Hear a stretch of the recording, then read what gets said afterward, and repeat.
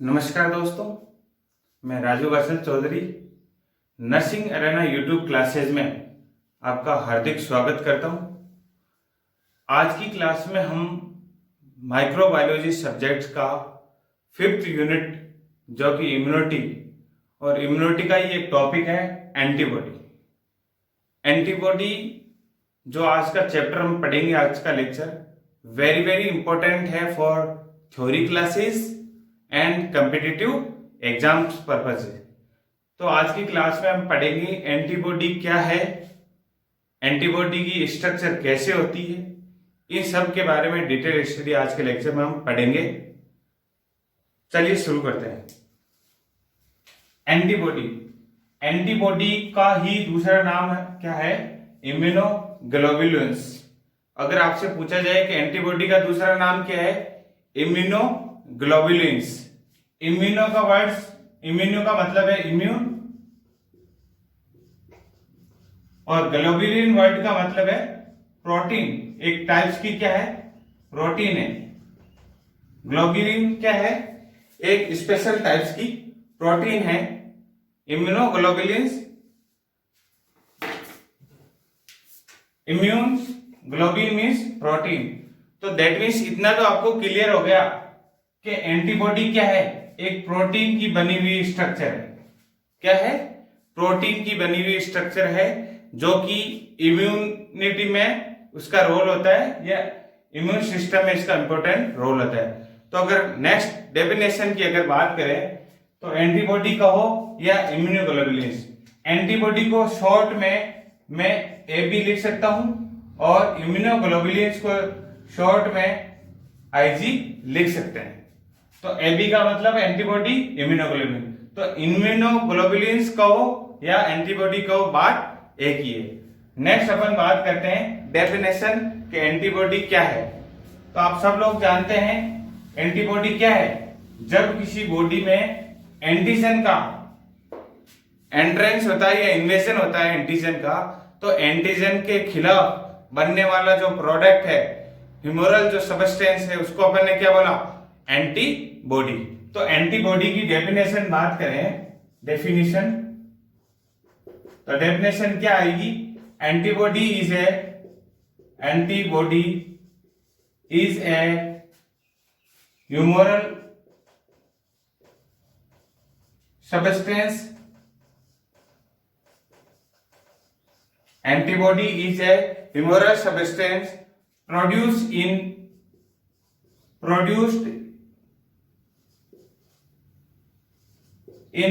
response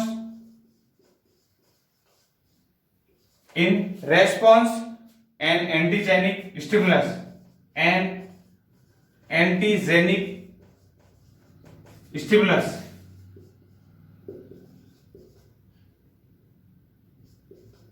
मतलब अगर definition क्या है एंटीबॉडी, तो एंटीबॉडी क्या है? जब किसी एंटीजन का स्टिमुलस अगर ह्यूमरल किसी बॉडी के अंदर इन्वेजन होता है, अगर एंटीजेनिक स्टिमुलस किसी बॉडी को होस्ट को दिया जाता है, तो उस एंटीजेनिक स्टिमुलस का रेस्पॉन्स के खिलाफ एक ह्यूमरल सबस्टेंस बनता है और ह्यूमरल सबस्टेंस को क्या बोला? एंटीबॉडी। तो एंटीबॉडी क्या है? Antibody is a humoral substance which is produced by antigenic stimulus. तो एंटीजन का स्टिमुलस जब बॉडी में लगेगा तो क्या बनेगी? एंटीबॉडी। क्या बनेगी? एंटीबॉडी। नेक्स्ट अपन देख सकते हैं एंटीबॉडी क्या करती है। Antibody protect, antibody is protective agent, protective agent. ये क्या है? प्रोटेक्टिव एजेंट है। किसको? एक इंडिविजुअल को बचाती है। इंडिविजुअल प्रोटेक्टिव एजेंट है individual against pathogenic organism, against pathogenic organism.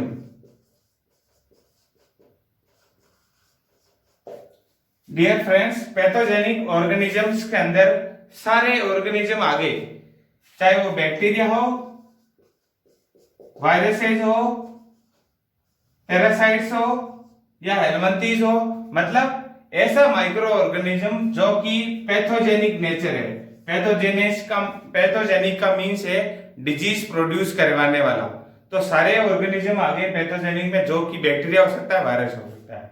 तो दैट मीन्स एंटीबॉडी क्या है, एक इंडिविजुअल का प्रोटेक्टिव एजेंट है, बचाने का एजेंट है पैथोजेनिक ऑर्गेनिज्म से।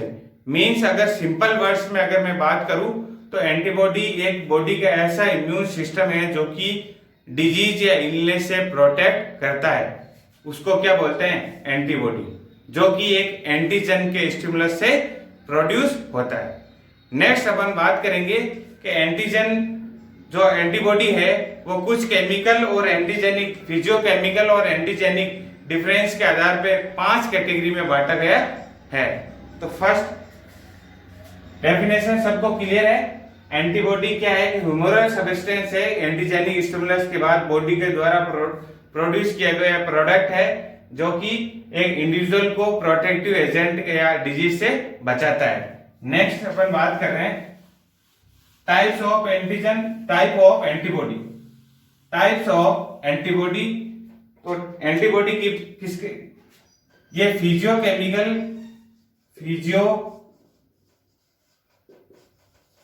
Physiochemical and antigenic nature.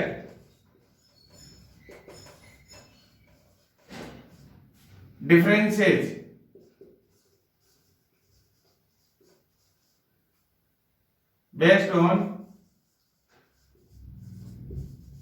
based on physiochemical and antigenic differences, antibodies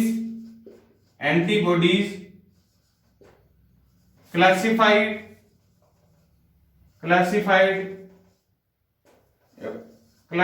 into 5 classes, 5 class,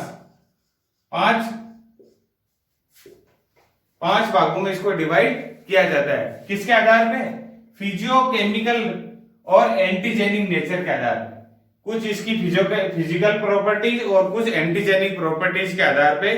mainly जो एंटीबॉडीज को है 5 क्लास में बांटा गया है। कौन कौन सी है 5 क्लास,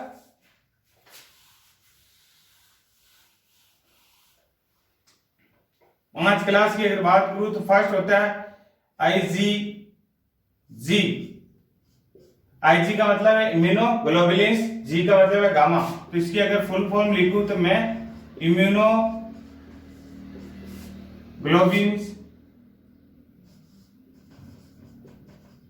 इम्यूनोग्लोबुलिन्स जी। अब आपको जी क्या है, जी इस स्ट्रक्चर में पोजीशन के आधार पर इनका नाम रखा गया है, जिसको अपन बोलते हैं गामा। क्या बोलते हैं, गामा। और इसको डिनोट करते हैं इस साइन से, गामा। फर्स्ट टाइप है एंटीबॉडीज का आईजीजी, इम्यूनोग्लोबुलिन्स गामा, और गामा को गामा से डिनोट करते हैं first. Second IgA, immunoglobulins A, immunoglobulin A. एक से बोलते हैं अल्फा, क्या बोलते हैं, अल्फा। तो अल्फा पोजीशन पे चेंजेस के आधार पर इसका नाम रखा इम्यूनोग्लोबुलिन्स ए। नेक्स्ट है थर्ड टाइप है इम्यूनोग्लोबुलिन्स आईजीएम, इम्यूनोग्लोबुलिन्स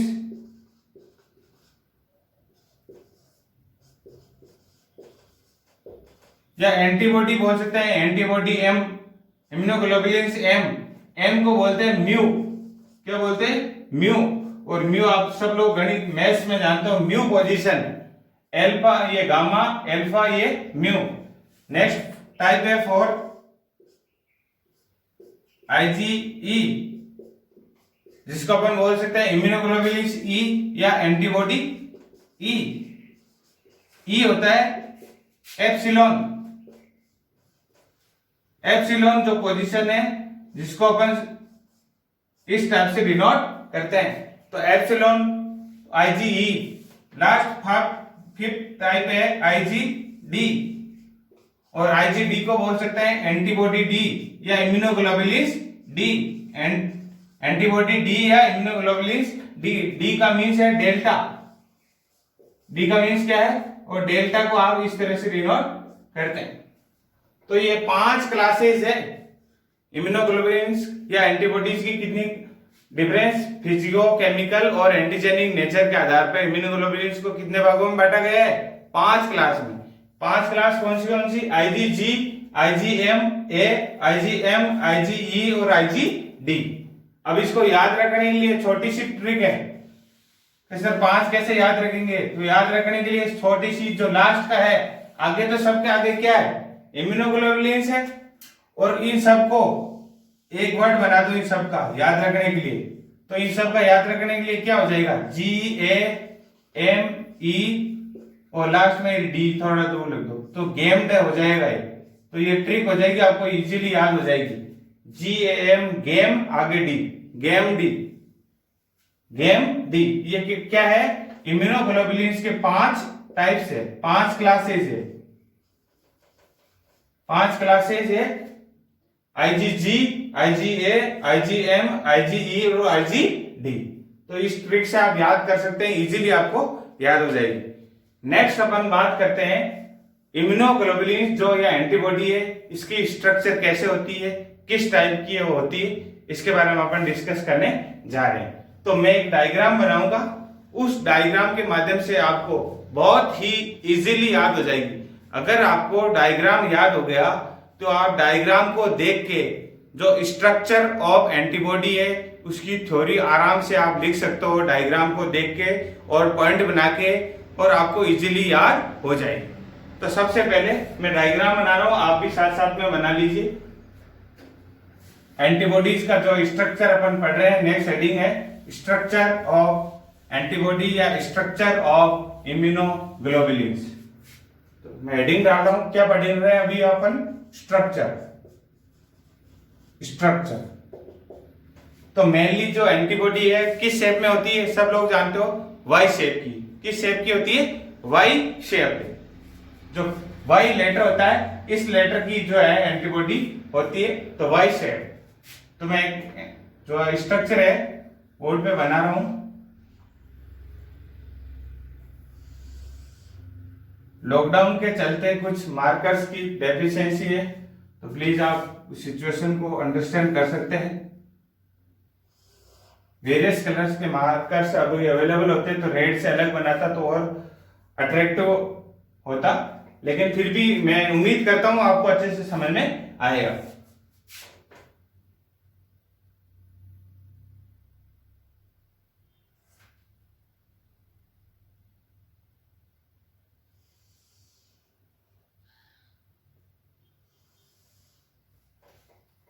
तो आप ये वाई शेप की जो है एंटीबॉडी, इसकी आप स्ट्रक्चर आप बना सकते हैं।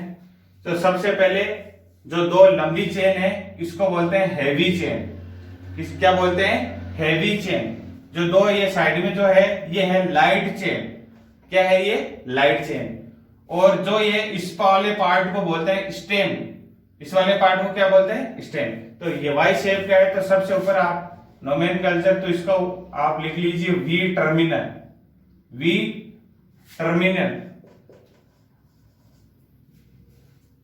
और इसमें भी एंटीबॉडी में भी जो मैं ये डॉट डॉट कर रहा हूं, ये पार्ट एक वेरिएबल पार्ट है, इसलिए इसको वी टर्मिनल बोला। तो इसको आप अलग, अगर आपके पास पेन अवेलेबल है तो आप इसको अलग पेन से बना लीजिए। ये डॉट डॉट का मीन्स है ये इस पार्ट में क्या हो रहा है? बदलाव होगा, चेंजेज होगा, इसलिए इसको क्या बोला? वी टर्मिनल या वेरिएबल टर्मिनल। जो इसका वेरिएबल जो एंड होते हैं, इस पे एमिनो ग्रुप जुड़ा हुआ होता है। कौन सा ग्रुप? एमिनो। तो ये एमिनो ग्रुप आपने जोड़ दिया। और जो कांस्टेंट पार्ट है या स्टेम वाला जो पार्ट है, इस पे कार्बोक्सिलिक ग्रुप है वो जुड़ा हुआ होता है, कार्बोक्सिलिक ग्रुप। और जो दो हैवी चेन है, ये हैवी चेन गेट टुगेदर होती है, ये जुड़ी हुई होती है डाई सल्फाइड बॉन्ड के द्वारा। कौन से बॉन्ड के द्वारा? डाई सल्फाइड बॉन्ड के द्वारा। और हैवी चेन और लाइट चेन भी किस बॉन्ड के द्वारा जुड़ी हुई होती है? ये भी डाई सल्फाइड बॉन्ड के द्वारा जुड़ी हुई होती है। तो इसको भी अपन ने डाई सल्फाइड बॉन्ड के द्वारा जोड़ दी। ये एस एस क्या है? Disulphide bond. अब इसका अगर नोमेनक्लेचर तो ये V टर्मिनल है और इसको बोल सकते हैं C टर्मिनल। क्या बोल सकते हैं? C terminal. तो जो ये वाला पार्ट है, इस वाले पार्ट पे ये जुड़ रही है चेन, इसको बोलते हैं हिंज पॉइंट। क्या बोलते हैं? Hinge point. तो सबसे पहले नोमेनक्लेचर लिए अपन लिख सकते हैं, ये क्या है? Heavy chain. ये क्या है? Heavy chain. ये क्या है? Light chain. ये क्या है? Light chain. और ये क्या है? Disulphide bond.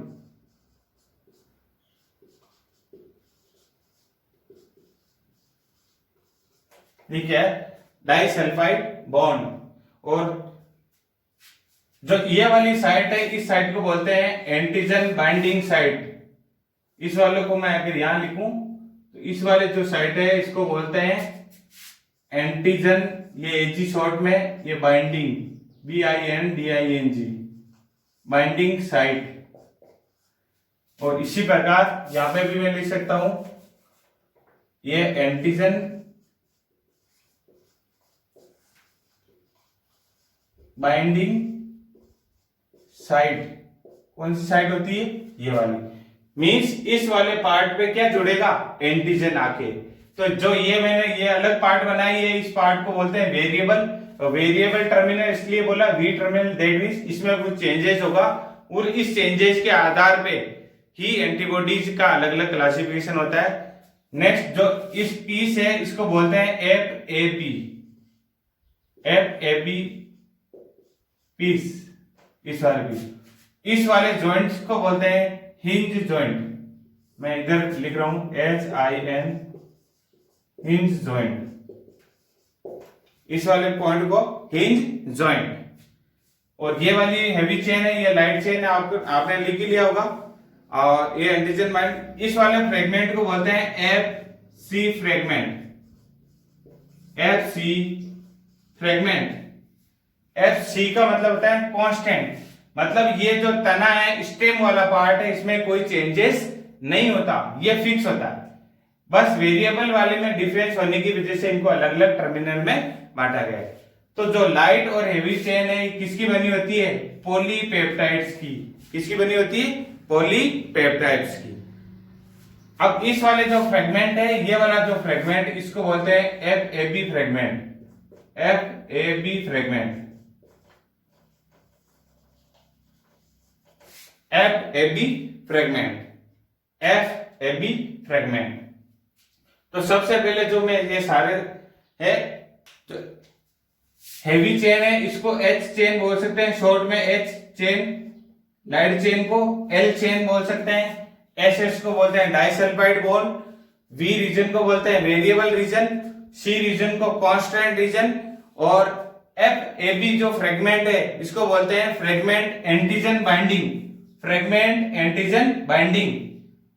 एंटीजन बाइंड हो रहा है तो इस फ्रेगमेंट की FAB, तो फ्रेगमेंट एंटीजन बाइंडिंग FAB। तो एंटीजन बाइंडिंग फ्रेगमेंट कहां होता है? ऊपर। और FC फ्रेगमेंट को होता है फ्रेगमेंट कांस्टेंट। FC फ्रेगमेंट का मतलब फ्रेगमेंट कांस्टेंट, मतलब इसमें कोई बदलाव नहीं होता। तो इसमें बदलाव होता है तो इस वाले फ्रेगमेंट पे एंटीबॉडी जुड़ती है, एंटीजन जुड़ता है, तो इसको फ्रेगमेंट एंटीजन बाइंडिंग फ्रेगमेंट बोला। तो दो हेवी चेन है, दो हेवी चेन किसके द्वारा जुड़ी हुई है? डाइसल्फाइड। दो हेवी चेन भी एक, दो लाइट और हेवी चेन मिलके एक जॉइंट बना रही है जिसको बोला हिंज जॉइंट। क्या बोला? Hinge joint. और ये टर्मिनल कांस्टेंट होता है, इसके लिए इसको क्या बोला? C terminal. तो अगर इसकी स्ट्रक्चर की अगर अपन थ्योरी लिखें तो थ्योरी किस प्रकार लिखेंगे? सबसे पहला पॉइंट अपन लिख सकते हैं, एंटीबॉडी ए मॉलिक्यूल और वाई शेप्ड मॉलिक्यूल होता है। एंटीबॉडी के अंदर फर्स्ट पॉइंट अगर लिखें तो ये वाई शेप्ड का मॉलिक्यूल होता है। दो आर्म्स और एक स्टेम पाया जाता है इसमें। दो आर्म्स और एक स्टेम।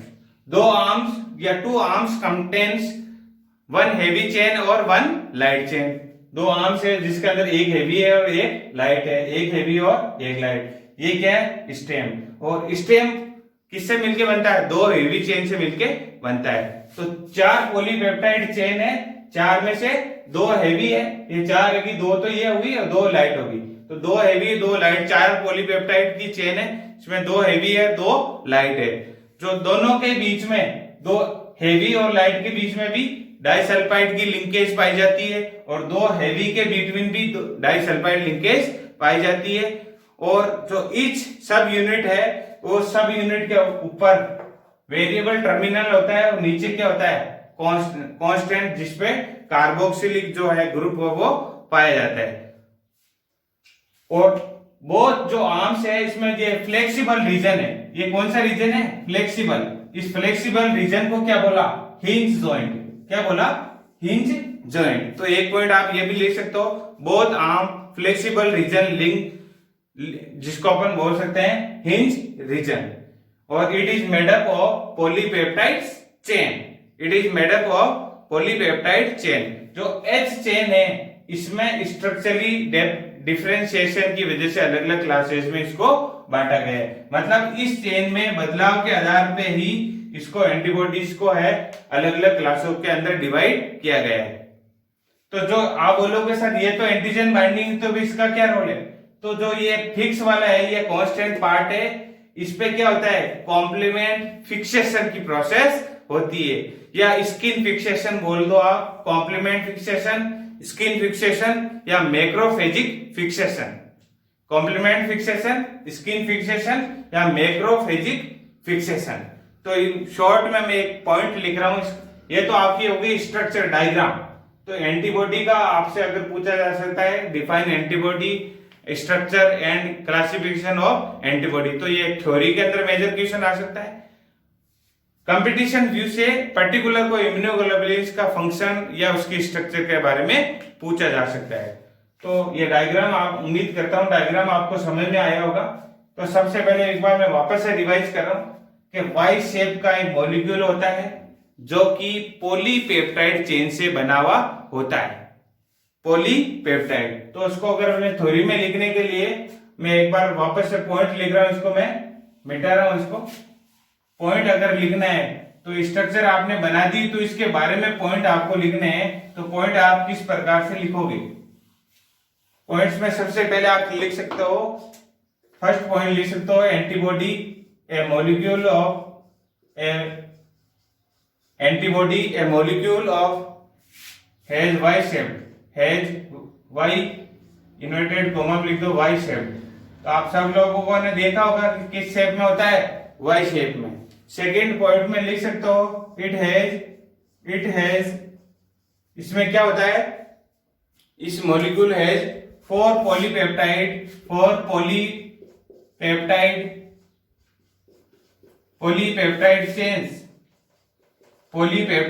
चेन। तो चार पॉलीपेप्टाइड चेन है। चार कौन कौन सी चेन है, दो हेवी चेन है, दो हेवी चेन और दो लाइट चेन। चार पॉलीपेप्टाइड चेन है, चार में दो हेवी चेन है और दो लाइट चेन है। और दोनों ही हेवी चेन के बीच में भी कौन सा बॉन्ड होता है, डाइसल्फाइड लिंकेज। और लाइट चेन और हेवी चेन के बीच में भी कैसी लिंकेज होती है, एसएस लिंकेज। तो आपने ये जो ये पार्ट देखा था वाई शेप, मैं रफली बना रहा हूं ये डायग्राम, इसमें भी आपने जो यहाँ पे जो लिंकेज देखी थी वो भी एसएस थी, और यहाँ पे देखी वो भी डाइसल्फाइड बॉन्ड था। दैट मीन्स हेवी और लाइट के बीच में भी डाइसल्फाइड बॉन्ड, और दो हेवी के बीच में भी कैसा होता है, large disulphide bond. Next point आप लिख सकते हैं, each molecule have, next point लिख सकता है, ईच सब unit have C terminal and B terminal. Her molecule के अंदर कांस्टेंट टर्मिनल भी होगा और वेरिएबल टर्मिनल भी होगा। C टर्मिनल में को अपन बोल सकते हैं FC फ्रेगमेंट, इसको बोल सकते हैं FC फ्रेगमेंट। और जो B टर्मिनल है वेरिएबल, जहां पे एंटीजन एंटीजन आके बाइंड होगा तो इसको बोल सकते हैं FAB, fragment antigen binding fragment. ऐसा फ्रेगमेंट जहां पे एंटीजन बाइंड होता है, वेरिएबल है, दैट मीन चेंजेबल है, दैट मीन इसको बोल सकते हैं FAB फ्रेगमेंट। नेक्स्ट पॉइंट लिख सकते हैं both arms flexible region, both arms flexible region, जिसको बोला आपने हिंज जॉइंट। तो जो वाई शेप में जो हेवी जो फ्लेक्सिबल रीजन था, जिसको क्या बोल सकते हैं, हिंज जॉइंट। और जो नेक्स्ट अपन पॉइंट लिख सकते हैं, जो एंटीबॉडी है किसकी बनी हुई थी, मेडअप ऑफ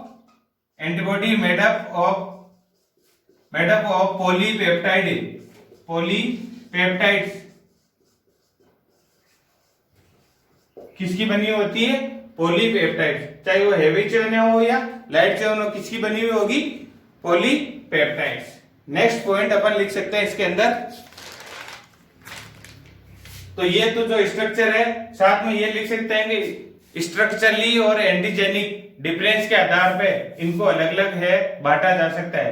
तो अगर आपसे पूछे what is definition of antibody and structure of antibody, तो antibody is humoral substance produce by antigenic stimulus response. तो एंटीजन के स्टिमुलस से जो एंटीबॉडी जो प्रोडक्शन हुआ ह्यूमरल सब्सटेंस का, जिसको अपन ने क्या बोला, एंटीबॉडी। और नेक्स्ट स्ट्रक्चर, तो स्ट्रक्चर में आप वाई शेप की स्ट्रक्चर बना देना, दो हेवी चेन को डाइसल्फाइड बॉन्ड से जोड़ देना, हेवी और लाइट को भी डाइसल्फाइड बॉन्ड से जोड़ देना। और ऊपर का जो टर्मिनल है, जिसको अपन बोला वेरियल टर्मिनल, जहां पे एमिनो ग्रुप है वो ऐड कर देना। नीचे जो कांस्टेंट है वहां पे आप कार्बोसिलिक और कार्बो, नीचे जो कांस्टेंट है इसको बोलते हैं स्टेम फ्रेगमेंट, और ऊपर को बोलते हैं वेरिएबल फ्रेगमेंट। जो स्टेम फ्रेगमेंट है कॉम्प्लीमेंट फिक्सेशन, स्किन फिक्सेशन वगैरह में जो हेल्प मदद करता है। और ये वाला है जो कि एंटीजन बाइंडिंग रिसेप्टर्स पाए जाते हैं। तो अगर एंटीबॉडी पे एंटीजन है, वो कहां पे रिएक्शन होगी, वेरिएबल टर्मिनल पे।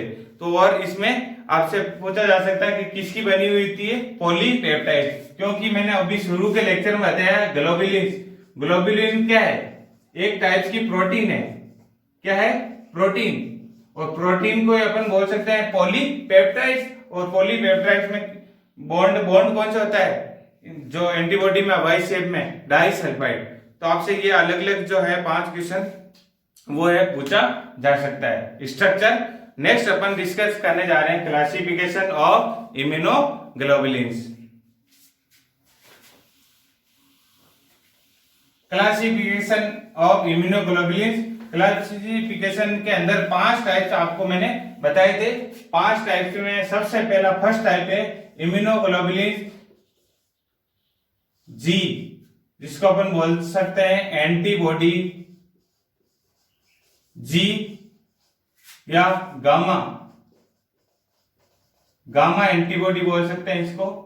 क्या बोल सकते हैं, गामा एंटीबॉडी। तो फर्स्ट पॉइंट इसके बारे में मैं कर रहा हूं। तो सबसे पहले जो एंटीबॉडी जी है, इसकी स्ट्रक्चर के बारे में बात करूंगा। तो किससे मिलकर बनी हुई, तो इसका फर्स्ट पॉइंट आप लिख सकते हैं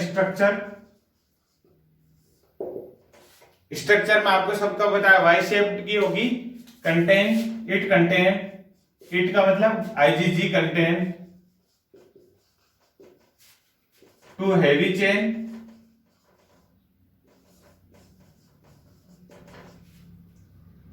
and 2 light chain monomer made up polypeptides।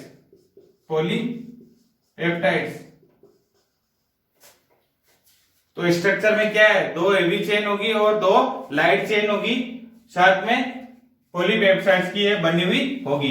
तो इसको मैं इन शॉर्ट में अगर लिखूं, स्ट्रक्चर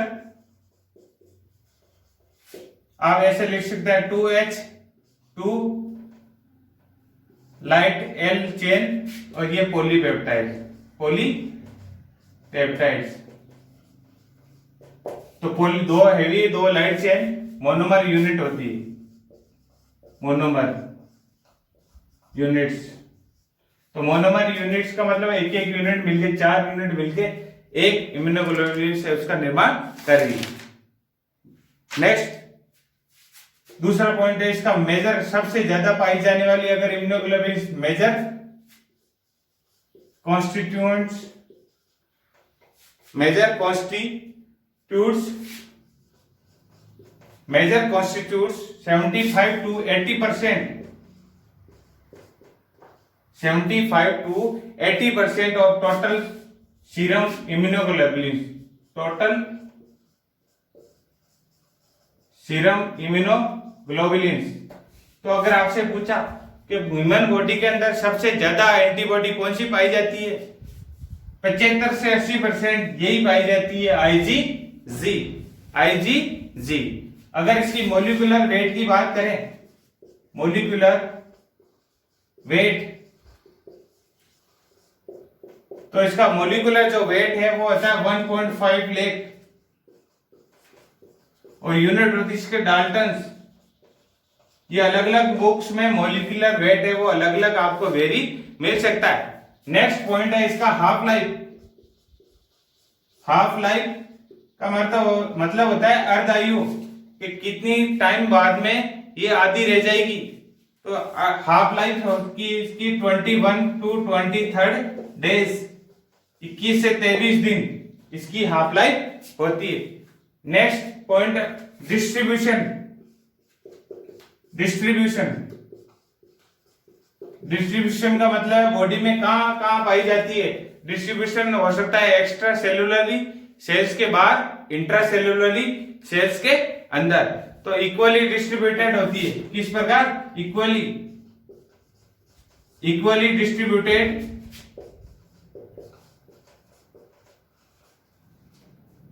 इंट्रासेलुलरली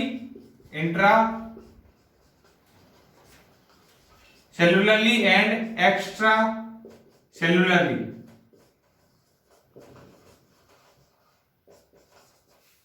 तो डिस्ट्रीब्यूशन कैसा होता है? इंट्रासेलुलरली भी होता है और एक्स्ट्रा सेलुलरली।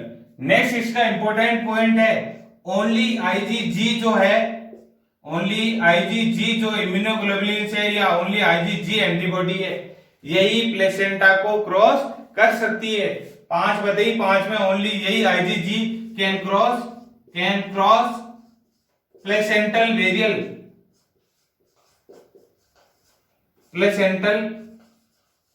बैरियर। तो कंपटीशन एग्जाम में ये स्टार पॉइंट है इसका, कि कौन सी इम्यूनोग्लोबुलिन्स है, जो कि कंपटीशन व्यू में पूछा जा सकता है कि कौन सी इम्यूनोग्लोबुलिन्स है या कौन सी एंटीबॉडी है जो कि प्लेसेंटा बैरियर को क्रॉस कर सकती है। तो आंसर क्या आएगा? आईजीजी। मींस ये मदर से, मां से बच्चे के अंदर चली जाएगी प्लेसेंटा के थ्रू या अम्बिलिकल कॉर्ड के थ्रू। किसमें चल जाएगी? फीटस के अंदर। किसके अंदर जा सकती है? फीटस के अंदर। तो इसके मेन और भी 1-2 पॉइंट। तो structure 2 light 2 heavy polypeptide monomer units. Major constituent सबसे ज्यादा पाई जाने वाली 75 से 80% टोटल सीरम की। Next molecular weight 1.5 lakh daltons, high blood 21 से 23 दिन। डिस्ट्रीब्यूशन इक्वली डिस्ट्रीब्यूटेड होती है, और ये के लिए ऐसी एकमात्र जो एंटीबॉडी है जो कि प्लेसेंटा को क्रॉस कर सकती है। नेक्स्ट इसके कुछ एक और पॉइंट है। और क्या पॉइंट हो सकता है इसके? तो ये प्लेसेंटा को क्रॉस करके जा रही है, तो बच्चे के अंदर किस प्रकार की इम्यूनिटी डेवलप कर रही है? तो इट प्रोवाइड नेचुरल,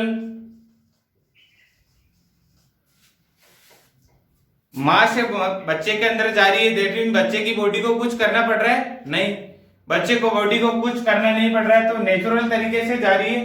तो इसको अपन बोल सकते हैं नेचुरल पैसिव। क्या बोल सकते हैं? Natural passive.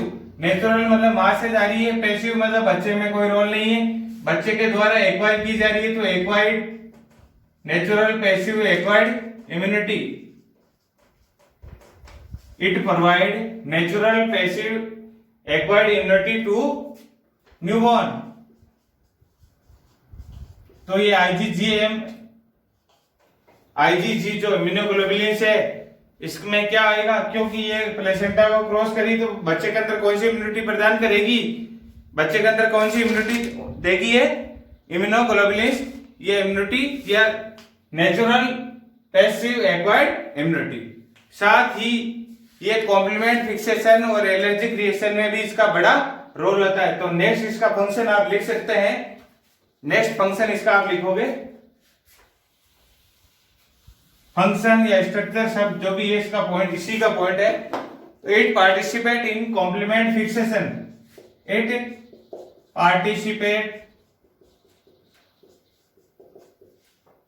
participate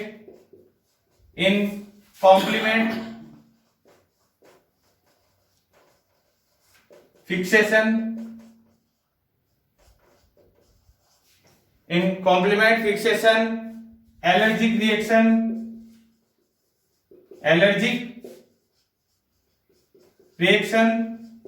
precipitation,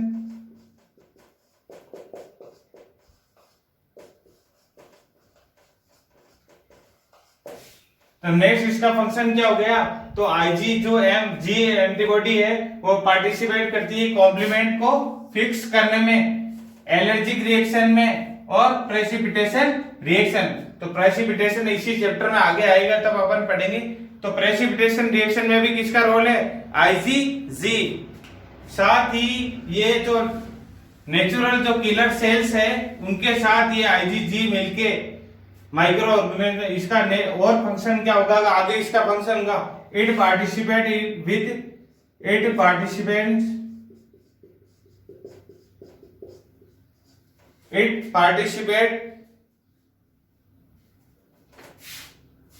oblique neutralise, लिख सकते हो आप, न्यूट्रलाइज्ड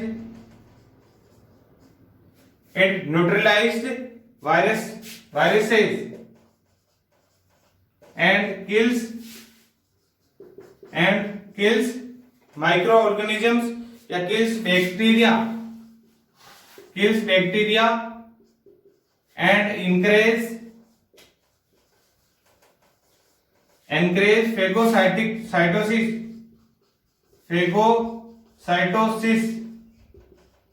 फेगोसाइटोसिस अपन ने इंटरनल डिफेंस मैकेनिज्म पढ़ा था इम्यूनिटी का पार्ट।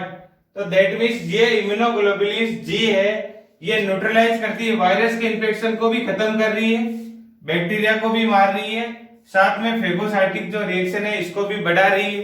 तो इनडायरेक्टली सबसे ज्यादा है, तो सबसे ज्यादा भी फंक्शन इसके बॉडी में भी सबसे ज्यादा पाई जा रही है, 75 से 80%, 75 to 80%।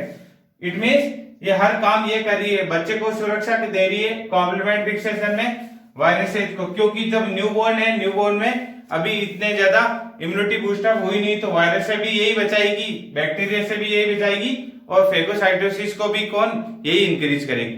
तो ये IgG के बारे में सारे पॉइंट हो गए। तो IgG के बारे में अपन ने क्या क्या देखा, स्ट्रक्चर के बारे में देखा, मॉलिक्यूलर वेट, हाफ लाइफ, इसके अलावा ये न्यूट्रलाइज करती है, इसका अलावा डिस्ट्रीब्यूशन देखा, साथ में नेचुरल किलर सेल के साथ में मिलकर एंटीजन को किल कर रही है, और ये ओनली ऐसी एंटीबॉडी है जो कि प्लेसेंटा को क्रॉस करके बच्चे के अंदर नेचुरल पैसिव एक्वायर्ड इम्यूनिटी प्रदान करती है, नेचुरल पैसिव इम्यूनिटी प्रोवाइड करती है, नियोनेट को इन्फेक्शन व डिजीज से बचाती है। नेक्स्ट सेकंड नंबर अपन इम्यूनोग्लोबुलिन्स ए के बारे में डिस्कस करते हैं। तो IgG आप लोगों को उम्मीद है समझ में आया होगा। IgG के जितने ये सारे पॉइंट्स मैंने लिखवाए, इन पॉइंटों को आप थोड़ा थोड़ा डिटेल में थ्योरी के रूप में बना के इसको लिख सकते हैं इसके बारे में, इससे ज्यादा पॉइंट नहीं है। मॉलिक्यूलर वेट और जो इसकी हाफ लाइफ है, अलग अलग बुक्स में कुछ वेरिएबल आपको मिल सकता है, लेकिन मेजर पॉइंट्स यही है। तो सबसे ज्यादा और सबसे अच्छी इम्यूनोग्लोबुलिन्स कौन सी है, IgG। बच्चे में अगर आपसे कंपटीशन में ये पूछा जाता है सवाल कि ऐसी कौन सी इम्यूनोग्लोबुलिन्स है जो कि नेचुरल पैसिव इम्यूनिटी है वो प्रदान करती है, तो कौन सी है, IgG। नेक्स्ट अपन इम्यूनोग्लोबुलिन्स ए के बारे में बात डिस्कस करते हैं। तो नेक्स्ट इम्यूनोग्लोबुलिन्स है IG